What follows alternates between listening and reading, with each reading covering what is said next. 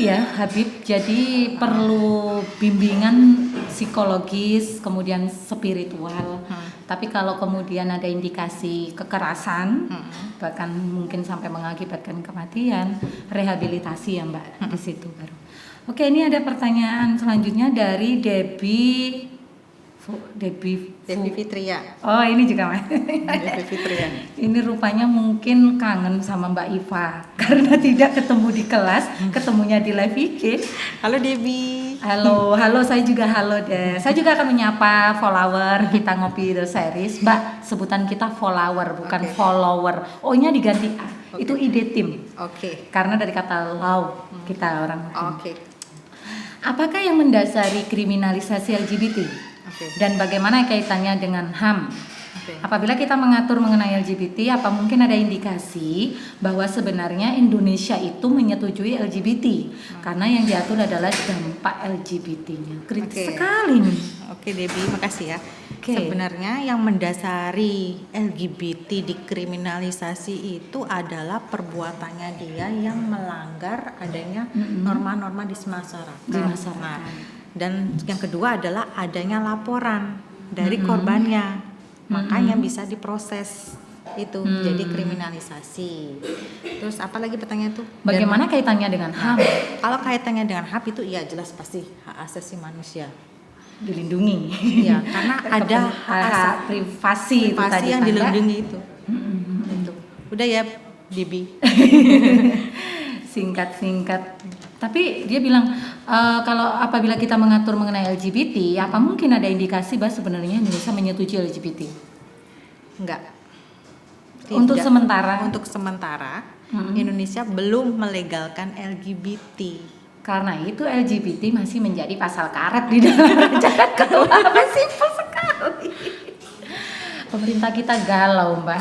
Jangan galau ya, tapi memang kalau kita bicara hal-hal yang kemudian ada kaitannya dengan masalah privasi pribadi atau manusia, itu bukan perkara yang mudah. Sekarang kita bicara LGBT, lain hal kita bicara kumpul kebo. Itu kan sama, kumpul kebo juga akan dikriminalisasi di dalam KUHP, rancangan KUHP.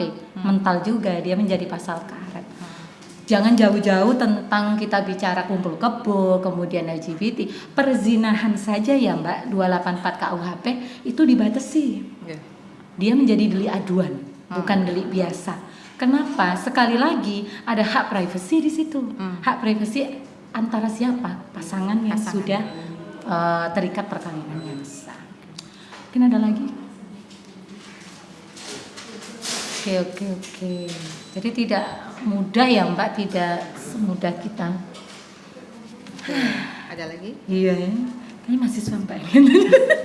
Rifki Galih. Berarti kalau LGBT dengan alasan suka sama suka itu tidak menuju hal pidana, Miss. Melainkan menuju kejiwaan. Miss ya, dipanggil Miss ya. Mbak Iva. Ya, saya jawab ya. Iya, jawab. Jadi LGBT karena suka sesama jenis, suka sama suka, kalau tidak ada paksaan, dia bukan merupakan tindak pidana. Udah dijawab tadi. Iya. Lebih kepada disfungsi seksual ya Mbak, penyakit seksual itu tadi. Masih ada lagi. Boleh silakan. Mas, waktunya. Jangan lupa live IG itu dibatasi hanya sejam Mbak. Kalau sudah sejam mati sendiri. Oh ya, oke. Cukup. Mungkin beberapa pertanyaan lagi Mbak Iva ya. Iya.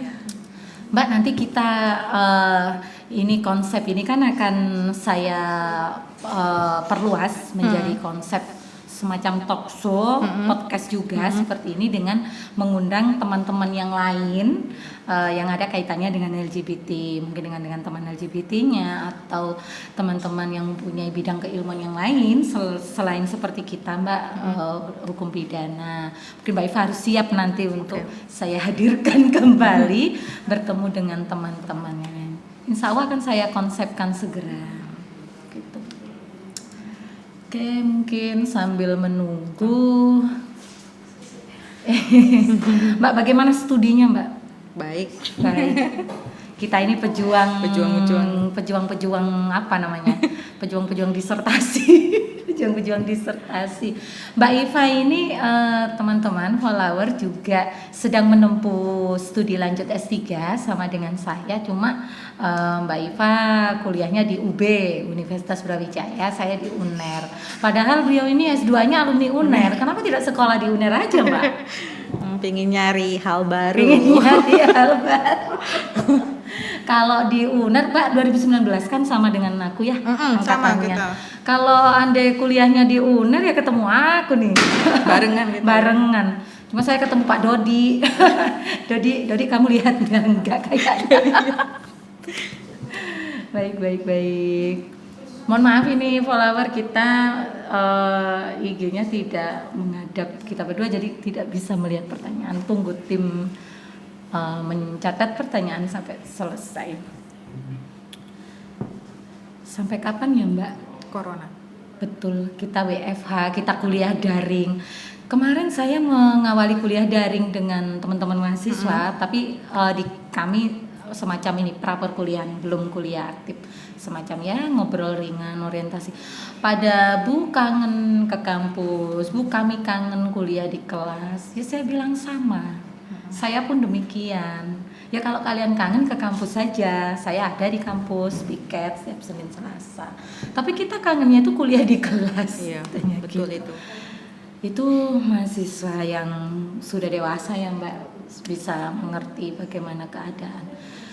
Anak-anak, saya punya anak 2, TK sama SD kelas 2. Sekolahnya daring juga. Biasanya mereka setiap hari pergi ke sekolah, ketemu ustazanya, ketemu teman-temannya. Sekarang hanya jumpa via Zoom. Nah, itu Mbak. Jadi, betul-betul COVID ini membuat serba repot semua. Dan angkanya masih tinggi ya katanya. Iya, tinggi sekali. Sidoarjo, kita sama-sama Sidoarjo kan Mbak? Iya, tinggalnya. tinggi juga itu. Merah masih, zona merah. Surabaya masih merah. Merah semua. Jakarta katanya konon PSBB total. PSBB total. Nanti menjalan lagi ke sini. Tapi tetap enggak ini ya. Gimana, Mbak? Kedisiplinnya kurang itu. Harusnya sejak awal aja dibatasi. Betul, harusnya lockdown. Iya. Kita lockdown total ketika pertama corona datang bulan Maret itu langsung lockdown total.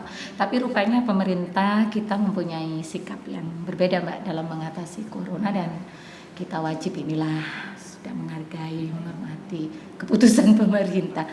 Tapi sekarang kembali ke diri kita masing-masing Mbak. Jadi katanya new normal, bagaimana kita menjaga diri kita sendiri. Kunci dari musibah pandemik ini adalah kan sebenarnya ada di imun tubuh kita. Kalau imun tubuh kita bagus, insya Allah akan terjaga. Terus kita juga memenuhi protokol kesehatan, sering cuci tangan, pakai masker dan lain sebagainya. 15 menit, 10 menit. Iya. Oke. Loh, Rifki Gali ini tanya lagi, Mbak. Ada Afmanin dia. Miss, saya ikutan memanggil Miss ini karena mahasiswanya Mbak Iva panggilnya Miss. Miss, transgender menurut saya adalah pria atau wanita yang merubah bentuk kelamin. Dalam hal ini, apabila transgender tersebut sudah disahkan oleh pengadilan, kemudian berhubungan dengan lawan jenis yang notabene sejenis, apakah dapat dipidana? Transgender itu memang sudah misalnya dia pengajuan ke pengadilan. Dia awalnya adalah seorang laki tulen, tapi pingin menjadi seorang perempuan. Memang ada sih syarat-syarat khususnya untuk ke pengadilan dengan cara pengajuan itu tadi. Pengajuan dokumen-dokumen bahwa yang bersangkutan itu. Apa pertanyaannya adalah dipidana atau apakah bisa dipidana? Tergantung sekarang. Apakah setelah dia penggantian dari kelamin tersebut dan dia menikah misalnya, menikah tapi dia tuh membohongi pasangannya dengan cara surat-suratnya itu dipalsukan, itu bisa, tapi bukan kena transgendernya ya, tapi lebih ke tindak pidana lainnya, tindak pidana lainnya. Ya, betul. Kayak gitu.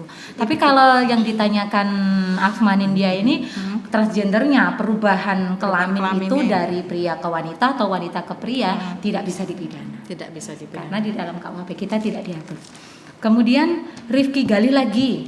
Terus kalau semisal di Indonesia ini ada komunitas LGBT, terus dibubarkan, apakah para pelaku komunitas itu akan dipidana? Nah, Oke.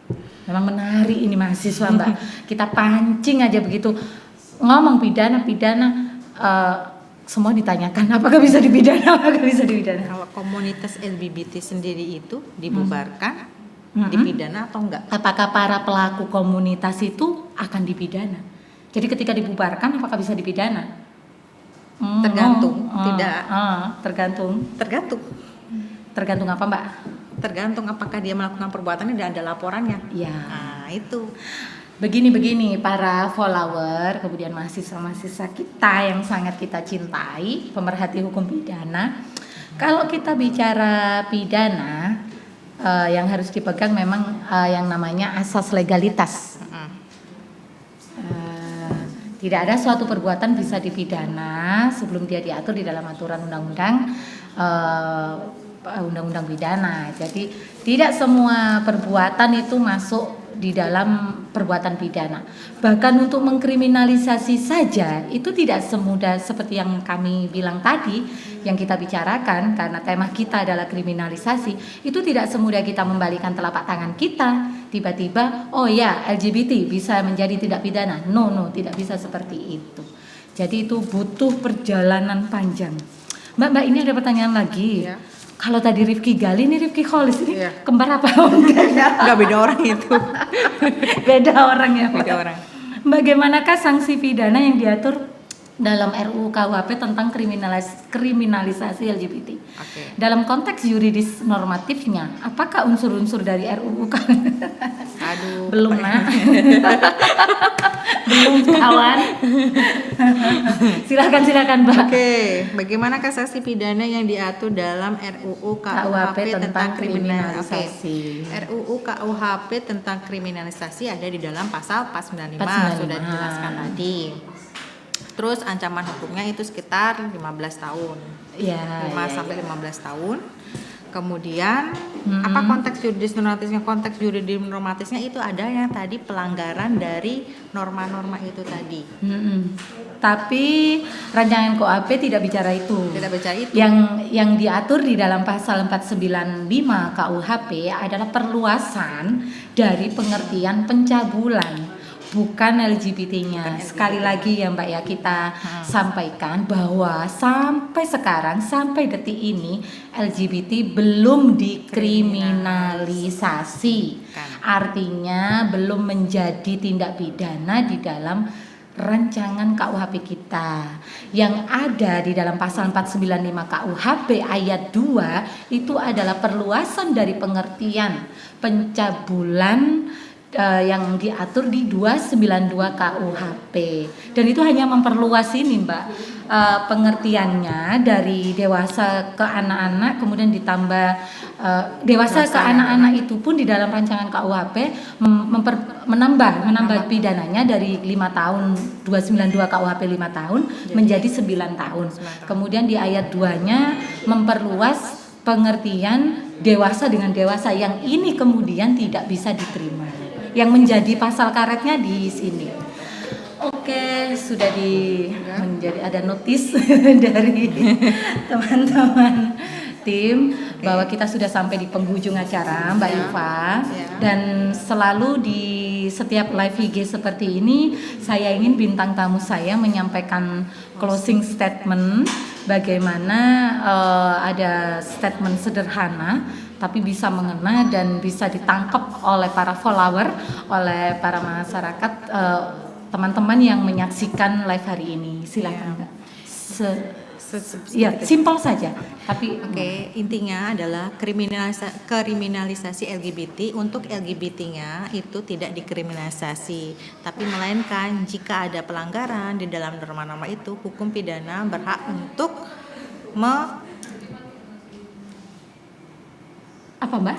hukum pidana berhak untuk membuat supaya keadaan lebih baik.